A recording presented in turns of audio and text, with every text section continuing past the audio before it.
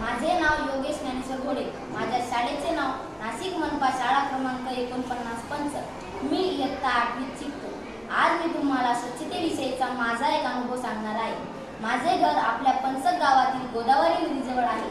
आज शाळा सुटल्यानंतर मी आणि माझा मित्र घरी जात असताना एक आजी एका पिशवीतून काहीतरी सामान नदीत टाकते असे मला वाटले. मी सहज विचारले तर ते म्हणाले, निर्माल्य घरातील देवघरातली सुकलेली फुले आणि हार आहे. निर्माल्य मी नदीत टाकणार आहे. मला लगेच आमच्या टीचर आणि मुख्याध्यापक सरांनी स्वच्छतेविषयी सांगितलेली माहिती आठवली आणि मी त्यांना म्हणालो, निर्माल्य नदीत नका टाकू. आणि मी स्वतःचे निर्माल्य कलशमध्ये टाकले. मला खूप छान वाटले. कसा वाटला तुम्हाला हा माझा अनुभव?